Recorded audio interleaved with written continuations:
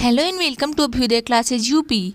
आज की इस वीडियो में हम समझने वाले हैं मूल्यांकन क्या होता है, यानी कि मूल्यांकन का अर्थ, इसकी क्या क्या परिभाषाएं हैं, मूल्यांकन की क्या प्रकृति होती है तथा आकलन व मूल्यांकन के कौन कौन से प्रकार होते हैं और मूल्यांकन आकलन में क्या संबंध है। इन सभी टॉपिक पे आज की इस वीडियो में हम चर्चा करेंगे। जैसे कि अपने पिछले वीडियो में हमने आकलन क्या है इस पर बात किया था, इस विषय पर चर्चा किया था, इसको समझा था और कहा था नेक्स्ट वीडियो में हम समझेंगे मूल्यांकन को। तो चलिए देखते हैं मूल्यांकन आखिर होता क्या है। और हाँ, इसी में हम आकलन और मूल्यांकन के प्रकार को समझेंगे। मूल्यांकन की ओर आगे बढ़ने से पहले हम पहले एक बार शॉर्ट में फिर समझ लेते हैं कि आकलन क्या होता है। आकलन एक प्रकार की ऐसी प्रक्रिया है जिसमें बच्चे ने कितना सीखा है, यानी कि अधिगम को कितना ग्रहण किया है, इस चीज़ का पता लगाया जाता है, यानी कि आकलन किया जाता है। अब देखेंगे मूल्यांकन क्या होता है, इसे देखते हैं। आगे बढ़ने से पहले अगर आप चैनल पर नए होंगे और अभ्युदय क्लासेज यूपी को सब्सक्राइब नहीं किया होगा तो प्लीज़ एक बार से चैनल को लाइक शेयर एंड सब्सक्राइब अवश्य कर दीजिएगा। चलिए देखते हैं। शिक्षा में मूल्यांकन वह स्थिति है जहाँ पर बालकों की निष्पत्ति, उनके द्वारा अर्जित ज्ञान तथा कौशल की मात्रा का पता लगाया जाता है तथा उनको एक श्रेणी प्रदान की जाती है। अर्थात कि बच्चे ने कितना अचीव किया है, कितनी उपलब्धि हासिल की है, जैसा कि हमने पिछले वीडियो में भी उपलब्धि के बारे में चर्चा किया था। तो जहाँ पर मतलब कि बालकों की कितनी निष्पत्ति, उनके द्वारा अर्जित ज्ञान तथा कौशल की क्या मात्रा है, उसका पता लगाया जाता है और उनको एक श्रेणी प्रदान की जाती है। किसमें? मूल्यांकन में। इसे आप ध्यान में रखेंगे। आगे बढ़ते हैं। मूल्यांकन शब्द का अंग्रेजी रूपांतरण इवैल्यूएशन है, जिसका अर्थ किसी तथ्य के संबंध में निर्णय लेना तथा निष्कर्ष निकालने से है। मूल्यांकन शब्द दो शब्दों से बना है। किससे किससे बना है? मूल्य प्लस अंकन बराबर क्या हो जाएगा? हमारा मूल्यांकन हो जाएगा। इन दोनों शब्दों से मूल्यांकन बना है, जिसका अर्थ है मूल्य आंकना, अर्थात एक तथ्य, घटना, विचार आदि के संदर्भ में स्थान नियत करना, निर्णय लेना, एक अनुभव के संबंध में निष्कर्ष निकालना तथा एक स्थिति का संपूर्ण वातावरण के संबंध में ज्ञात करना। ओके। मूल्यांकन के अंतर्गत किसी गुण, योग्यता या विशेषता का मूल्य निर्धारित किया जाता है। क्या किया जाता है? मूल्यांकन के अंतर्गत जो भी गुण होते हैं किसी की, उसकी क्या योग्यताएं होती हैं, क्या विशेषताएं उसमें पाई जाती हैं, उनका मूल्य निर्धारित किया जाता है। जैसा कि नाम से यह स्पष्ट है, मूल्यधन अंकन यानी कि मूल्यांकन। ओके। आगे देखते हैं। अर्थात मूल्यांकन द्वारा गुणात्मक एवं परिणात्मक दोनों ही प्रकार की सूचनाएं प्राप्त होती हैं, जिनके आधार पर बालक की योग्यता व उपलब्धियों का आकलन किया जाता है। किसका आकलन किया जाता है? उनके उपलब्धियों का, उन्होंने क्या क्या अचीव किया है उसका आकलन किया जाता है। अब यहाँ पे आकलन शब्द है, जैसा कि हमने पिछले वीडियो में भी बताया था आपको कि जहाँ पर आते हैं आकलन, मूल्यांकन और एक मापन होता है, ये तीनों ही शब्द एक साथ ही आते हैं। तो सबसे पहले आपको अगर मूल्यांकन समझ रहे हैं तो आपको आकलन भी समझना उतना ही ज़रूरी है। अगर आप आकलन को नहीं समझेंगे तो मूल्यांकन को नहीं समझ पाएंगे। इन तीनों को आपको समझना बहुत ही ज़रूरी है। इसीलिए अगर आपने पिछली वीडियो नहीं देखी है तो एक बार मैं लिंक दे दूँगी, वहाँ से भी जाकर आप देख सकते हैं या चैनल पर चेक कर लीजिएगा, आपको मिल जाएगा। आगे बढ़ते हैं। मूल्यांकन बराबर क्या होता है? मापन प्लस मूल्य निर्धारण। ठीक है। इस प्रकार मूल्यांकन का आशय मापन के साथ साथ मूल्य निर्धारण से भी है। मापन तो होता ही है इसमें, लेकिन क्या होता है? मूल्य भी निर्धारण होता है। अर्थात अधिगम अनुभव द्वारा विद्यार्थी में अपेक्षित व्यवहारगत परिवर्तन किस सीमा तक हुए, इसका मूल्य निर्धारण मूल्यांकन करके निर्णय देना है। अतः मापन मूल्यांकन का ही एक भाग है जो सदैव उसमें निहित रहता है। अभी जैसा मैंने कहा, ये तीनों शब्द जब आते हैं तो तीनों एक साथ ही आते हैं। तो मापन क्या होता है? यहाँ पे बताया कि मापन जो होता है वह मूल्यांकन का एक भाग है जो सदैव ही उसमें निहित रहता है। जैसा कि अभी हमने ऊपर भी समझा, इस प्रकार मूल्यांकन का क्या आशय है? मापन के साथ साथ मूल्य निर्धारण से है। मापन तो होता ही है, साथ में मूल्य भी निर्धारित होता है, उसका निर्धारण होता है। आगे देखते हैं कुछ परिभाषाएं, जिससे और अधिक हमारा मूल्यांकन क्या है ये स्पष्ट हो जाएगा। और अक्सर ये परिभाषाएं पूछी भी जाती हैं ऑब्जेक्टिव टाइप पैटर्न पे। अब हमारा क्वेश्चन बन रहा है तो इसीलिए ऑब्जेक्टिव टाइप क्वेश्चन में ऐसे क्वेश्चन बनते हैं। तो आप अक्सर परिभाषाएं पूछी जाती हैं, इसीलिए पढ़ के जाएंगे। सबसे पहली जो परिभाषा है हमारी वह है रेमर्स व गेज के अनुसार। इन्होंने कहा है मूल्यांकन के अंदर व्यक्ति या समाज अथवा दोनों में से जो उत्तम या वांछनीय हो उसको मानकर चला जाता है। ये किसने कहा? ये रेमर्स व गेज के अनुसार दी गई परिभाषा है, इसे आप ध्यान में रखेंगे।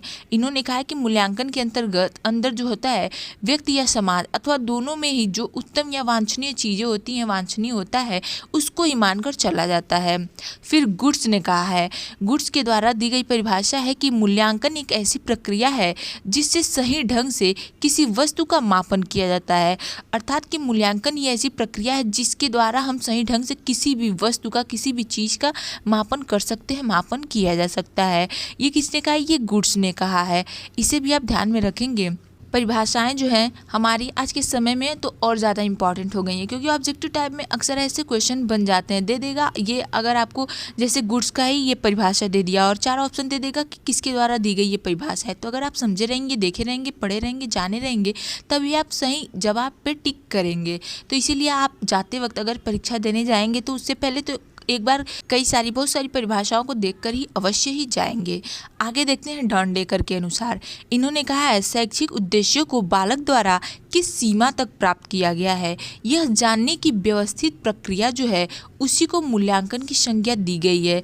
ये डांडेकर के द्वारा दी गई परिभाषा है कि जो भी शैक्षिक उद्देश्य होते हैं, शैक्षिक उद्देश्यों को बालक द्वारा किस सीमा तक प्राप्त किया गया है, किस सीमा तक बालक ने प्राप्त किया है, उसको ग्रहण किया है, यह जानने के लिए एक व्यवस्थित प्रक्रिया होती है। उसी को क्या कहा जाता है? उसी को मूल्यांकन कहा जाता है, या मूल्यांकन की संज्ञा दी जाती है। किसने कहा? डांडेकर ने कहा है।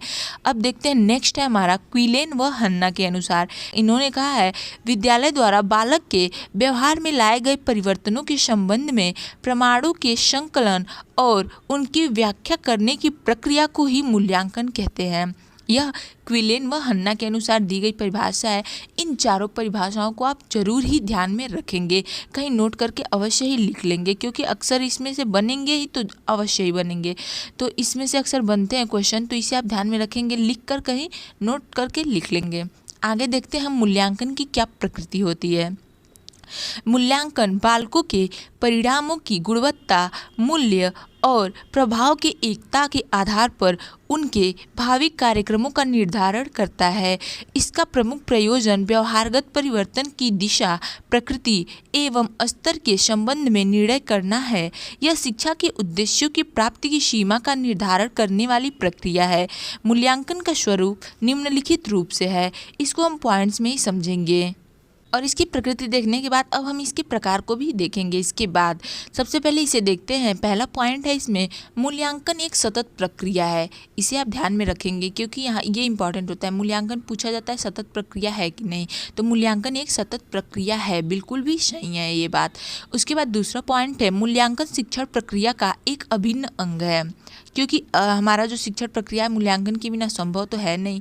आपका एग्जाम होगा, आपका मूल्यांकन होता है, आपने कितना पढ़ा है, कितना समझा है, कितना जाना है, कितना अचीव किया है, तो ये क्या होता है? मूल्यांकन शिक्षण प्रक्रिया का एक अभिन्न अंग होता है।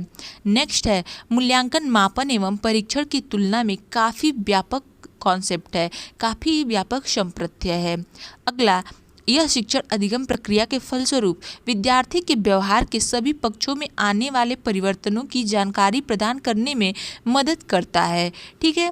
नेक्स्ट है, यह एक ऐसी सतत प्रक्रिया है जिसमें विद्यार्थी की प्रगति के बारे में जानने हेतु सभी तरह के अथक प्रयास किए जाते हैं। ठीक है, कि विद्यार्थी ने कितना अचीव किया, जैसा कि मैंने आगे बताया, कितनी प्रगति की है, उसके बारे में जानने हेतु क्या होता है? अथक प्रयास किए जाते हैं इस प्रक्रिया में। नेक्स्ट और आखिरी है हमारा, मूल्यांकन की विधियों एवं तकनीकों का क्षेत्र कुछ परीक्षणों या परंपरागत परीक्षाओं तक ही सीमित न होकर बहुआयामी साधनों तक तथा तकनीकों के प्रयोग हेतु काफ़ी लचीलापन तथा व्यापकता प्रदान करता है। ये था हमारा मूल्यांकन की प्रकृति। अब हम आगे बढ़ते हैं, आकलन तथा मूल्यांकन की क्या प्रकार हैं, कौन कौन से प्रकार हैं।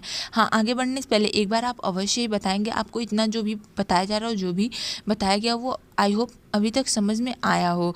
और हाँ, अगर अभी तक आपने चैनल को सब्सक्राइब नहीं किया तो प्लीज़ एक बार से अभ्युदय क्लासेज यूपी को सब्सक्राइब, लाइक एंड शेयर अवश्य कर दीजिएगा। आगे देखते हैं आकलन एवं मूल्यांकन के प्रकार कौन कौन से हैं। आकलन एवं मूल्यांकन दोनों का उद्देश्य विद्यार्थियों की अभिव्यक्ति क्षमता, अनुभूति आदि का मापन करना है। अतः आकलन एवं मूल्यांकन के प्रकार समान होते हैं। इसीलिए हमने नेक्स्ट वीडियो, जो पिछला वीडियो हमने आकलन का देखा था, उसमें हमने आकलन के प्रकार पर चर्चा नहीं किया था, क्योंकि आकलन एवं मूल्यांकन के जो प्रकार होते हैं दोनों के प्रकार सेम ही होते हैं। तो एक साथ ही हम देख लेंगे इसे, और एक साथ देखेंगे तो हमें कन्फ्यूज़न भी नहीं होगा, बाद में भूलेंगे भी नहीं। ठीक है, इसके प्रकार जो होते हैं समान होते हैं, जो कि निम्न प्रकार से हैं। कौन कौन से हैं? सबसे पहला है रचनात्मक या संरचनात्मक भी इसे कहते हैं। रचनात्मक या संरचनात्मक मूल्यांकन तथा आकलन। ठीक है, ये हमारा आकलन और मूल्यांकन दोनों के ही प्रकार हैं। रचनात्मक भी इसे आप कह सकते हैं और संरचनात्मक भी कह सकते हैं। जो आपको इच्छा हो वो आप कह सकते हैं, क्योंकि ये दोनों नाम ही मैंने लिख दिए हैं, क्योंकि अक्सर एग्जाम में क्या हो रहा है कि नाम चेंज करके पूछ देता है। रचनात्मक आपने पढ़ा है, संरचनात्मक अगर आपको नहीं पता है तो आप इसे दूसरा भी लिख देते हैं, इसका दूसरा प्रकार लिख देते हैं। इसीलिए आप यहाँ पर ध्यान रखेंगे, ये दोनों के एक ही के दोनों नाम हैं।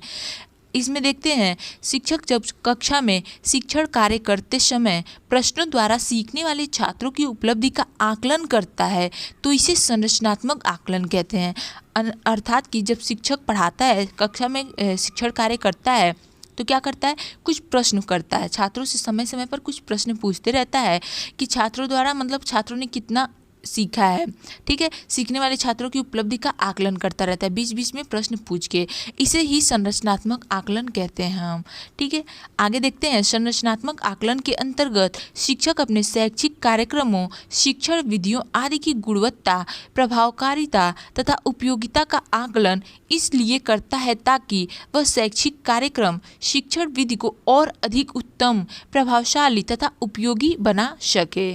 ठीक है, इतना समझ में आया, इतना क्लियर है। आगे देखते हैं, किसी निर्माणाधीन शैक्षिक कार्यक्रम, शिक्षण प्रविधि को अंतिम रूप देने से पूर्व उसमें आवश्यक संशोधन या परिमार्जन करना आवश्यक है। अतः संरचनात्मक मूल्यांकनकर्ता के कार्यों को 3 भागों में बांटा जा सकता है। कौन कौन से हैं वो 3 भाग, उसको देख लेते हैं। पहला जो है वह है शिक्षण कार्यक्रम या सामग्री के भिन्न अंगों के गुण या दोषों के संबंध में स्पष्ट प्रमाण एकत्र करना। दूसरा, इन प्रमाणों के आधार पर कार्यक्रम या सामग्री के दोषों को सामने रखना है। और तीसरा जो है, इन कमियों को दूर करके कार्यक्रम या सामग्री को प्रभावपूर्ण बनाने के लिए सुझाव प्रस्तुत करना है। ये तीनों आप ध्यान में रखेंगे। क्या है ये तीनों? संरचनात्मक मूल्यांकनकर्ता के कार्यों के जो है इनको 3 भागों में बांटा गया है।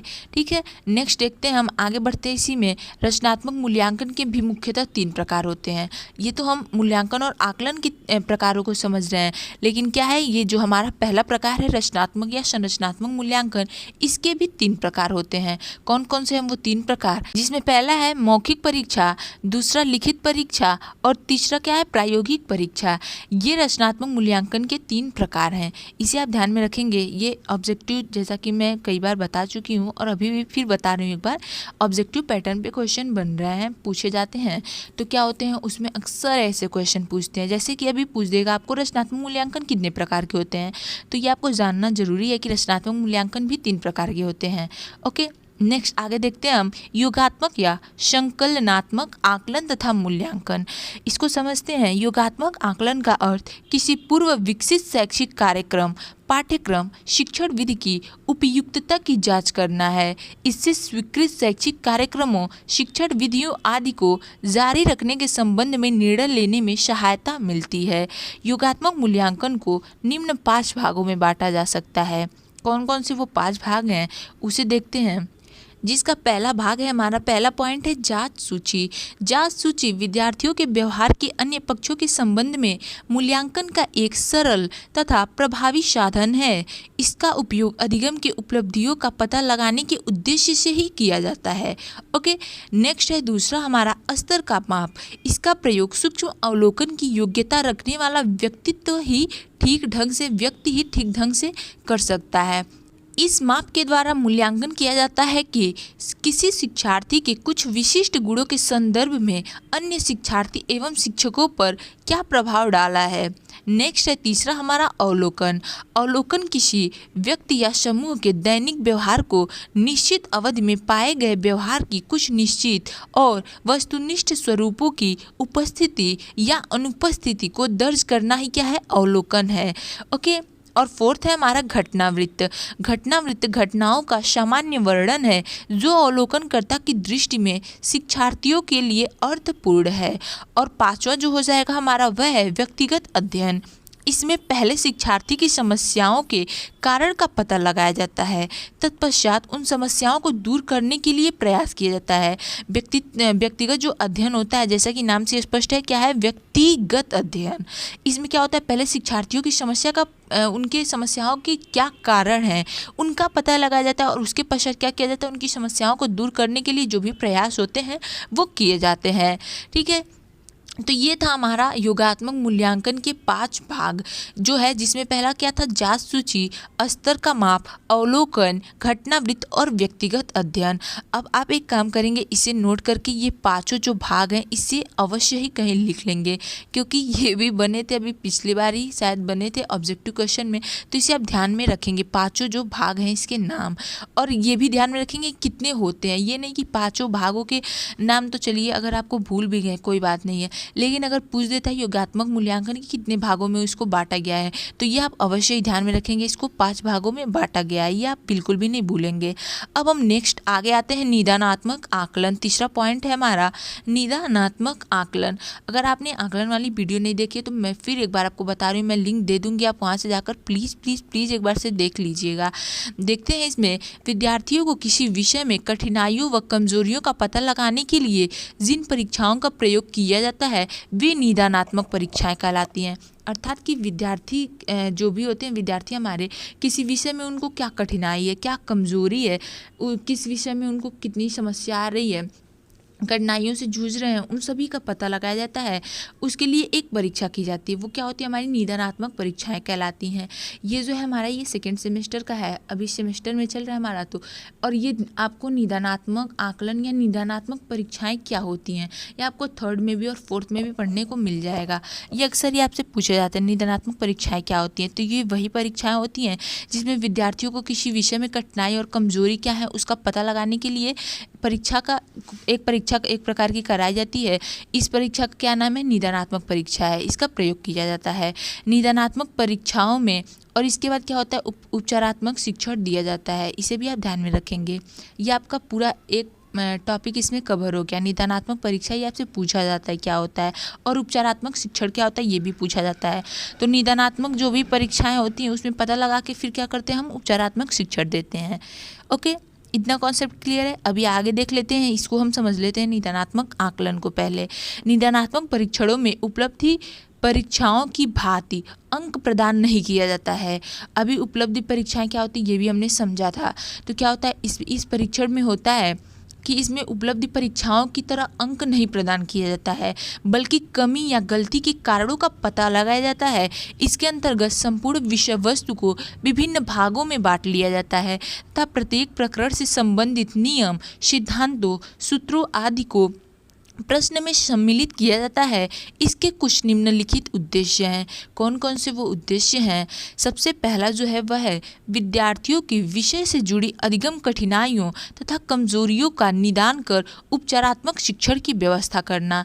जैसा कि अभी मैंने जस्ट आगे बताया आपको, क्या होता है इसमें विद्यार्थियों के अधिगम संबंधी जो भी कठिनाइयाँ हैं, जो भी समस्याएं हैं, जो भी उनकी कमजोरियाँ हैं, उनका पता लगाना, उनका निदानात्मक परीक्षा लेना। उस निदानात्मक आप परीक्षा लेंगे तो आपको पता चल जाएगा क्या छात्रों में कठिनाइयाँ आ रही हैं सीखने से संबंधित। तो क्या करेंगे, उसके बाद क्या करते हैं, निदान कर उपचारात्मक शिक्षण की व्यवस्था करते हैं उनके लिए हम।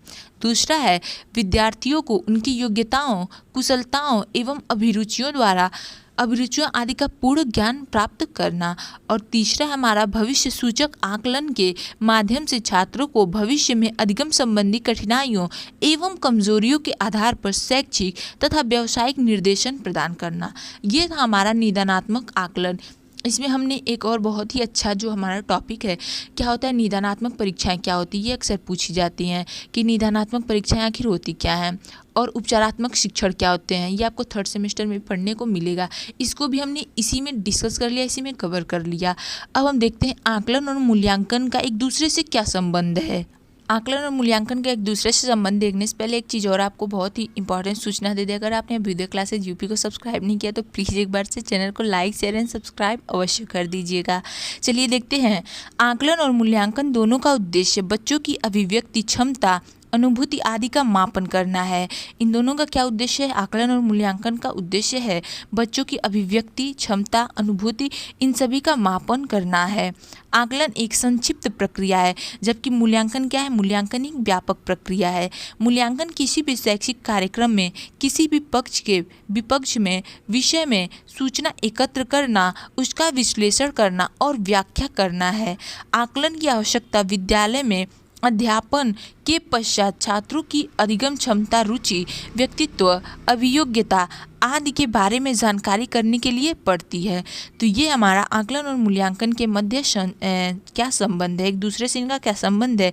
जैसा कि आकलन क्या है? आकलन एक संक्षिप्त प्रक्रिया है, जबकि मूल्यांकन एक व्यापक प्रक्रिया है और यह एक सतत प्रक्रिया भी है। इसे भी आप ध्यान में रखेंगे। सो गाइस, आज के वीडियो में बस इतना ही। मिलते हैं अपने अगले वीडियो में, तब तक के लिए चैनल से ज़रूर ही जुड़े रहें। Okay, thank you.